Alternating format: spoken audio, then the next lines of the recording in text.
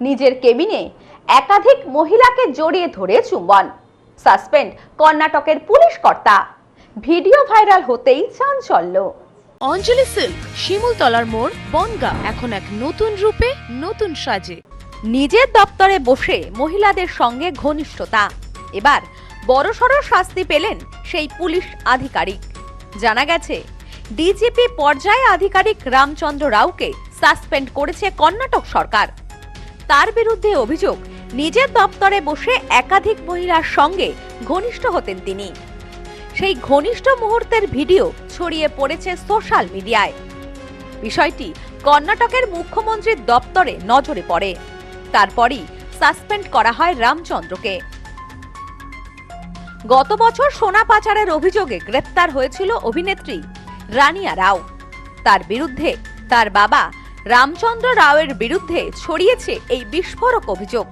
সূত্রের খবর, প্রায় সময় মাঝে মধ্যে থানায় আসতেন বিভিন্ন মহিলা। এমনই অভিযোগ, প্রত্যেকেই রামচন্দ্রের সঙ্গে দেখা করার কথা বলতেন। এরপর সেই মহিলারা সোজা চলে যেতেন পুলিশ কর্তার কেবিনে। এমনই অভিযোগ উঠেছিল রামচন্দ্রের বিরুদ্ধে। নিজের দপ্তরে বসে মহিলাদের সাথে ঘনিষ্ঠতা, সেই কারণে বড়সড় শাস্তি পেলেন পুলিশ আধিকারিক। তার বিরুদ্ধে অভিযোগ, নিজের দপ্তরে বসে একাধিক মহিলার সঙ্গে ঘনিষ্ঠ হতেন তিনি এবং সেই ঘনিষ্ঠ মুহূর্তের ছবি ভাইরাল সোশ্যাল মিডিয়ায়, যা কর্ণাটকের মুখ্যমন্ত্রীর দপ্তরের নজরে পড়ে। তারপরেই সাসপেন্ড করা হলো পুলিশ কর্তা রামচন্দ্রকে। ভাইরাল ভিডিওতে স্পষ্টভাবে দেখা যাচ্ছে রামচন্দ্রের কেবিনে আপত্তিকর অবস্থায় এক মহিলার সঙ্গে রামচন্দ্র। কখনো তিনি মহিলাদের জড়িয়ে ধরছেন, আবার কখনো তাদেরকে চুম্বনও করছেন। রামচন্দ্রের বিরুদ্ধে এই নিয়ে কোনো অভিযোগ না হলেও ভিডিও ভাইরাল হতেই নড়ে চড়ে বসে কর্ণাটকের মুখ্যমন্ত্রী সিদ্দিয়ারাইমার দপ্তর। সূত্রের খবর, সোমবার ভিডিও ভাইরাল হতেই বিষয়টি নিয়ে তথ্য সংগ্রহ করে মুখ্যমন্ত্রী দপ্তর। তারপরেই সাসপেন্ড করা হয় পুলিশ কর্তাকে। যদিও এই ভিডিওর সত্যতা যাচাই করেনি নিউজ নোম্যান্সল্যান্ড। সূত্রের খবর, মুখ্যমন্ত্রী সিদ্দিরামাইয়া নিজে এই ভাইরাল ভিডিও দেখে রেগে গিয়েছেন। পুলিশ আধিকারিকদের এহেন আচরণ দেখে ক্ষোভ উগরে দিয়েছেন তিনি।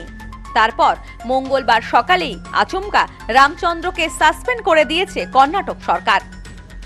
গোটা ঘটনা ঘিরে রাজনৈতিক বাকযুদ্ধ তৈরি হয়েছে।